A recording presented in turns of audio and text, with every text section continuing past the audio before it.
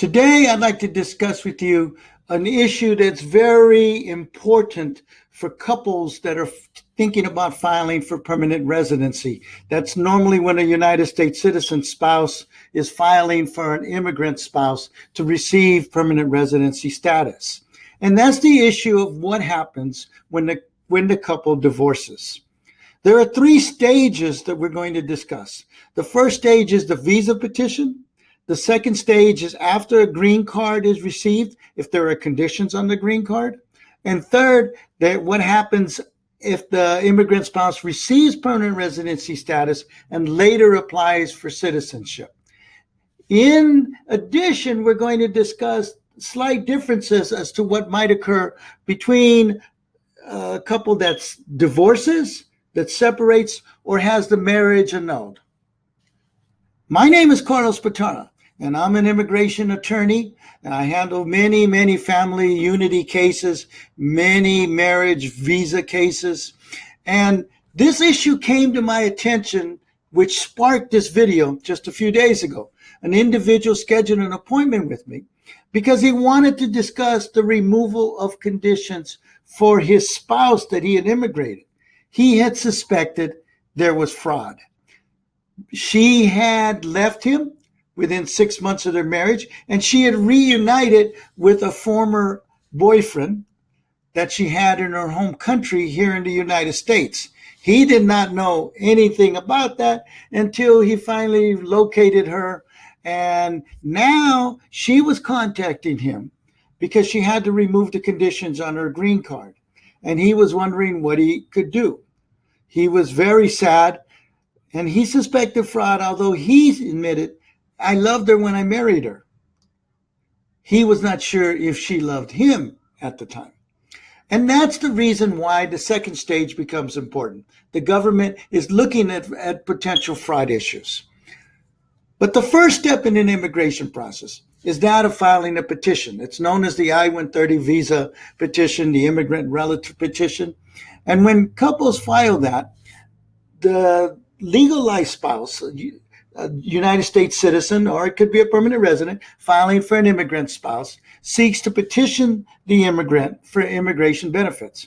If that's approved, then the case is going to move on to the second stage.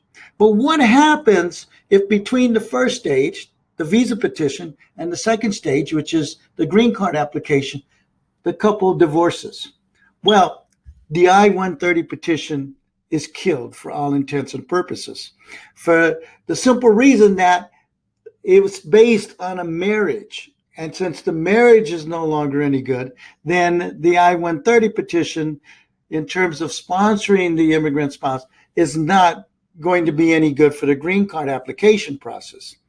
There is a slight caveat there in the sense that if the marriage is legitimate at that stage, and it only breaks up for legitimate reasons, the couple really can't get along. They thought they were in love. They started living together. They found out they had two different lifestyles or two different sets of life dreams, and things didn't work out, so they split up. Well, that's a legitimate marriage. That I-130 petition could still be good for limited purposes should that spouse ever marry again or be eligible for some kind of immigration benefits through a child, say, or a parent later on. Of course, because of the cutoff dates on those rules, this would only apply to marriages that took place before 2000, early 2001.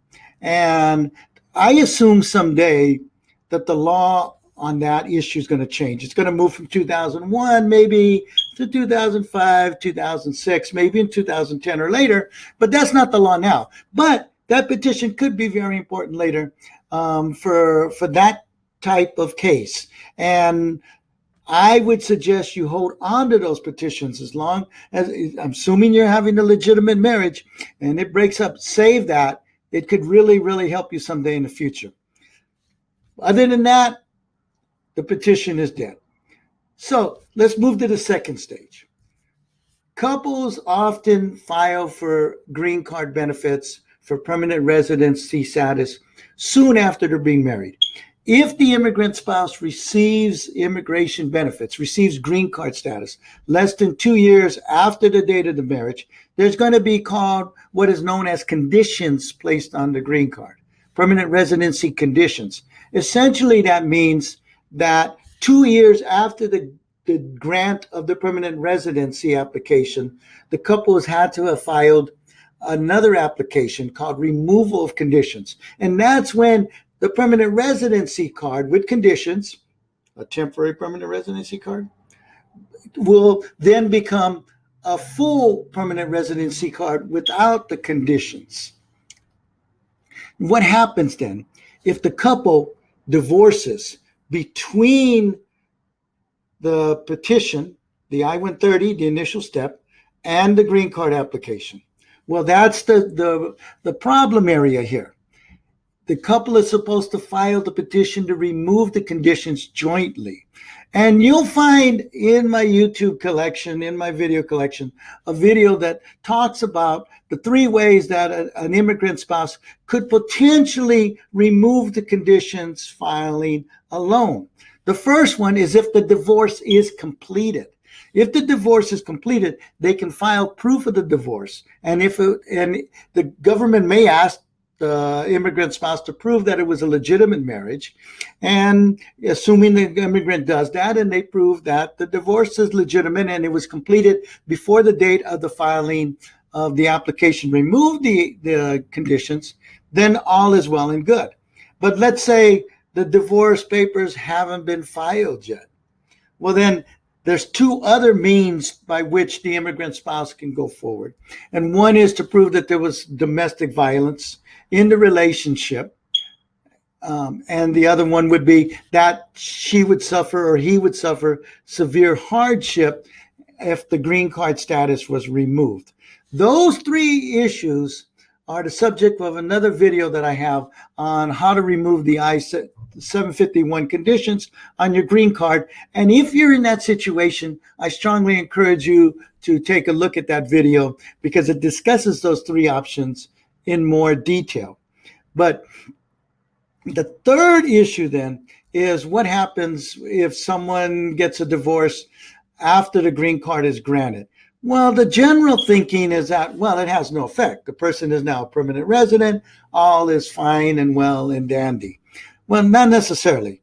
First thing is, if you're still married to a citizen, you could apply for citizenship within 3 years of the grant of the permanent residency card, which would be 1 year after the conditional green card is granted, if you have to go that route.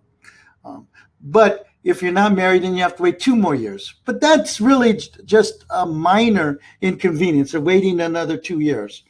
The bigger issue is this, and it has become more of an issue under the current administration, and that's that the government is going to look into that marriage, perhaps, especially if you're applying for citizenship the 6th year after marriage, or the 6th year after the green card, or the 7th year after the green card, and the divorce is still fresh. I had a case where an individual had applied for citizenship. She and her husband were separated. They weren't even divorced. And she went to the interview and they denied it because they suspected marriage fraud. Well, there was no marriage fraud. And she reconciled with her husband afterwards. And then they broke up again.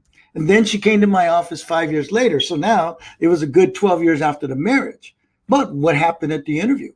She was questioned and questioned very strongly about that marriage and the earlier suspicion that there was fraud in the marriage. And so she had to relive everything from when she entered the country. And she had entered in the country on a fiancé visa.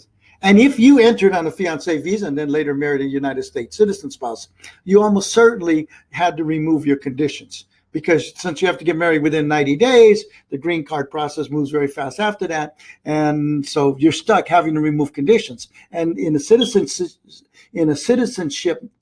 situation, such as this one client, you may have to answer that whole gamut going all the way back. Now, it doesn't seem like that should happen, but USCIS, having a great deal of latitude, especially under the current administration, is digging into those types of issues. Fortunately, I suspected that that kind of questioning would occur, and my client was fully prepared to answer all the questions. And she had the dates and facts and everything ready, so that she could blow through the immigration citizenship interview for naturalization. But in those situations, they might ask, why did the marriage end so soon? What were the issues that you couldn't resolve? Did you attempt to reconcile? I mean, they'll certainly ask that at the second stage if you're seeking to remove conditions, but they may very well ask it again at the citizenship stage. So the general thinking that all is well and done once you get your green card, no, no. That's don't buy into that, because it very well could turn into a tougher interview. So let's talk for a moment about the differences between a divorce and a separation. I had a couple that they were breaking up. They weren't getting along well, but they were really close friends, and they still wanted to give it a try. So they decided to separate. It was an informal separation. He was living here, she was living there, but they still got along. They filed the conditions together. And they admitted that they were trying to work out their problems. And they proved proof, because they were still paying joint bills and they were doing a lot of things. And the officer felt that was compelling, and felt it was compelling enough to award the woman full permanent residency status. So separation doesn't have the same impact as divorce, although they'll be looking at the same types of issues, because you can go forward because you're not divorced. Now, annulment is another story. If a couple marriage has been annulled, if it's ended through an annulment, in most cases, the box that's going to be marked an annulment is going to be one that's akin to fraud, because an annulment is not saying the marriage is dissolved. It's saying that it was void from the beginning, and which means that it wasn't legitimate from the beginning. It wasn't real from the beginning.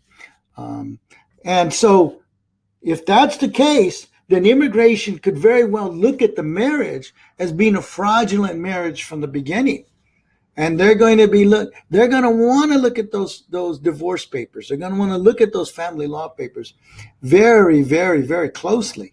And so if you're in that situation and you're thinking about, hey, let's end this marriage, and you get a set of documents from say your spouse that's filing, or your divorce papers, you need to take a close look at them. You need to see what box is marked. Is it a box for divorce, or is it a box for annulment?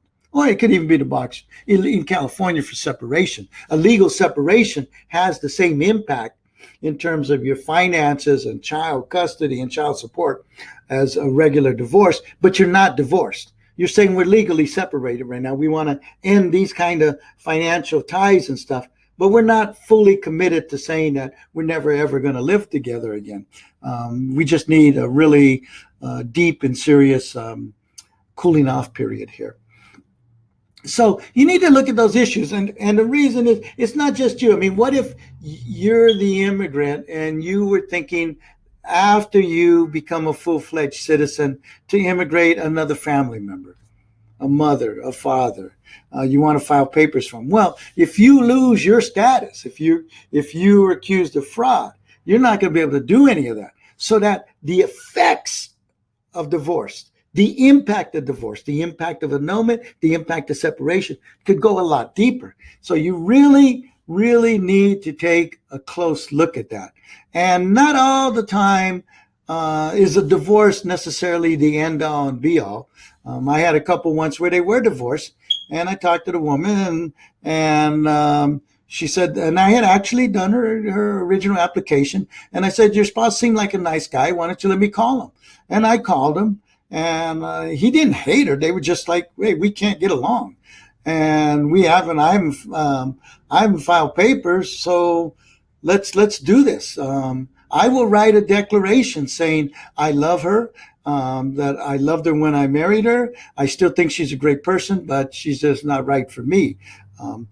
And that was fine. The government saw that, and he went to the interview, and everything was fine. So it doesn't mean, separation or pending divorce doesn't mean the end of your case. A real divorce doesn't mean the end of the case, but it's going to mean how are you going to present it? You need to be really careful about that.